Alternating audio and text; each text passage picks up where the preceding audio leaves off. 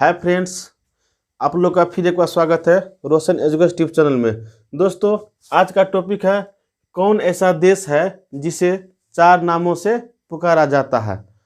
तो आप में से बहुत लोग जानते होंगे, नहीं जानते हैं तो कुछ सेकंड के लिए आप थोड़ा सोचिए, अपने जीके को मजबूत कीजिए, स्ट्रॉन्ग कीजिए।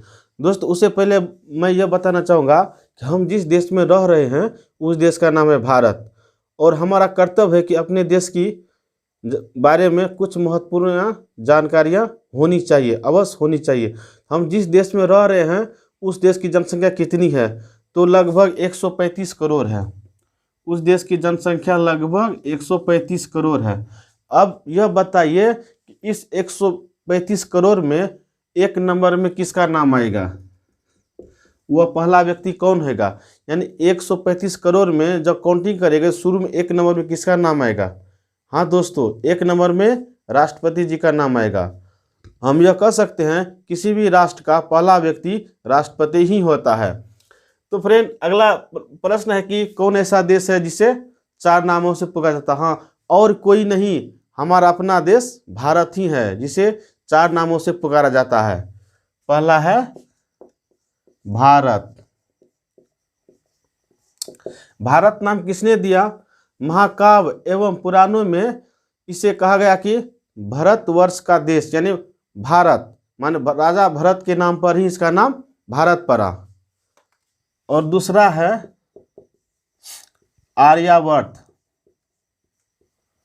आर्यावर्त कहा जाता है, आर्यों का शासन जब इस देश में था तो उस समय इसे आर्यावर्त के नाम से भी पुकारा जाता था। अब अगला तीसरा है इंडिया।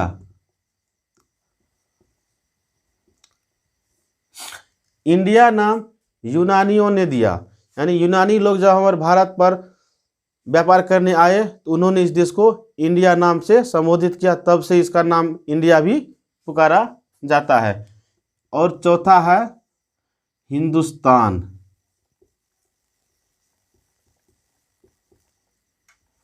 हिंदुस्तान दोस्तों, कहा जाता है कि मध्यकालीन मुस्लिम साहित्यकारों ने हिंद यानी कि हिंदुस्तान नाम से इस देश को संबोधित किया, तब से हिंदुस्तान कहे जाने लगा। इस प्रकार यह देखते हैं कि हमारा ही देश को 4 नामों से पुकारा जाता है, भारत, आर्यावर्त, इंडिया और हिंदुस्तान। हमारा देश ही वह है। अब दोस्तों, प्रश्न है कि भारत के सटे कितने पड़ोसी देश हैं।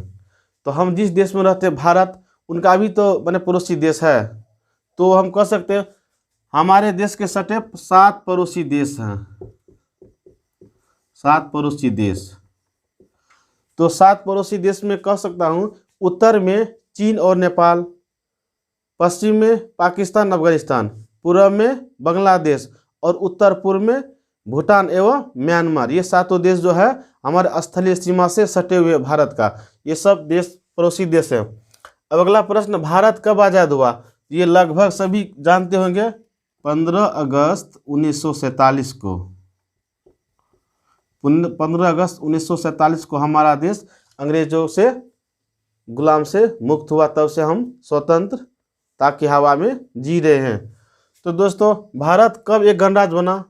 तो यह आज़ादी के बाद 26 जनवरी 1950 को हमारा देश एक संपूर्ण राष्ट्र बना, यानी तब से हमारे देश में कानून व्यवस्था अपनी चलने लगी। अब अगला है, भारत का राष्ट्रीय प्रतीक या नेशनल सिंबल क्या है? हम कह सकते हैं भारत का राष्ट्रीय प्रतीक को 26 जनवरी 1950 को सारनाथ से अशोक के सिंह स्तंभ का प्रतीक को अपनाया, तब से वह राष्ट्रीय प्रतीक है। राष्ट्रीय प्रतीक यानी कि वह राष्ट्र का चिन्ह के रूप में भारत के हर रुपये, मुद्रा या नोट के सिक्के हो या नोट, उसमें प्रतीक रहता है। अगला है राष्ट्रीय ध्वज। राष्ट्रीय ध्वज क्या है? तो हमारा राष्ट्रीय ध्वज है तिरंगा, 3 पट्टियों वाला तिरंगा। इसे 22 जुलाई 1947 को अपनाया था।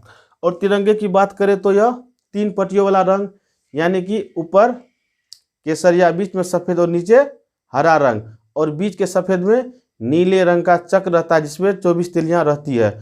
इसकी लंबाई चौड़ाई की बात करें तो चौड़ाई यानी 3:2, चौड़ाई 3 और लंबाई 3 और चौड़ाई 2 अनुपात में होती है।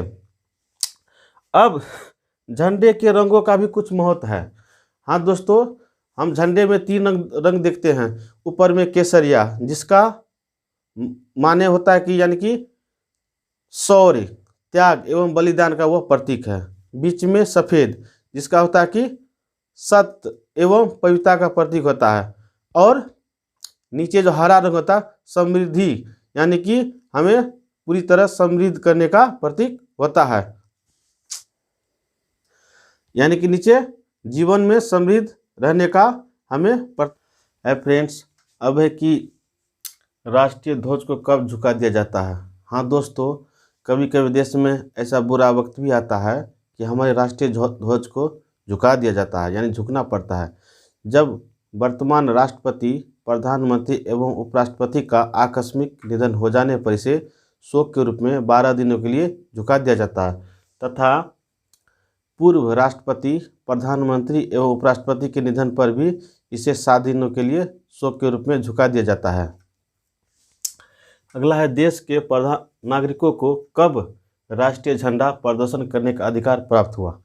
हाँ दोस्तों, आज से लगभग 1800 वर्ष पहले हम भारतीयों को, आम नागरिकों को यह अधिकार नहीं था कि अपने राष्ट्रीय ध्वज को प्रदर्शन कर सके अपने निजी संस्थान में कहीं भी। तो 2002 में भारतीय ध्वज संहिता के अनुसार नागरिकों का अधिकार बना झंडा पर फहराने का। और जनवरी 2004 में मुख्य न्यायाधीश बी.एन. खरे ने संविधान में यह कानून पारित किया कि भारत के हर नागरिकों एवं निजी संस्थानों को यह मूल अधिकार है कि वह भी राष्ट्रीय ध्वज का प्रदर्शन कर सके। अगला है, राष्ट्रगान, नेशनल एंथम क्या है। तो दोस्तों, हमें यह जानकारी होनी चाहिए कि हमारा राष्ट्रगान क्या है। हमारा राष्ट्रगान है जन गण मन अधिकार। इसकी रचयिता है रविन्द्रनाथ टैगोर जी।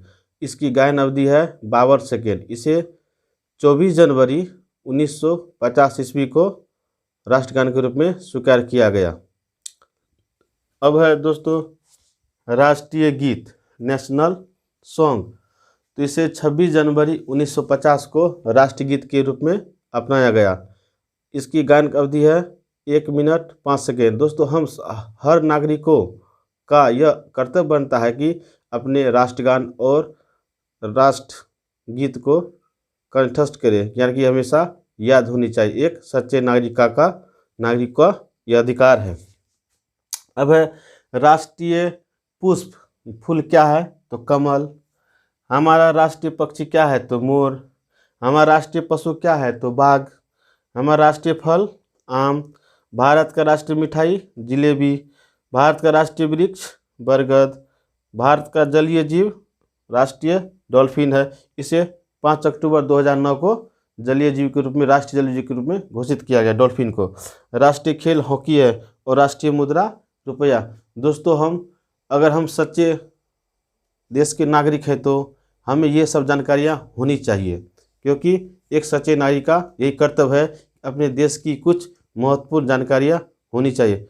दोस्तों, अब मिलते हैं अगले वीडियो में। कृपया वीडियो देखने के लिए धन्यवाद। अगर अच्छा लगा तो please comment, share and subscribe जरूर करें। धन्यवाद।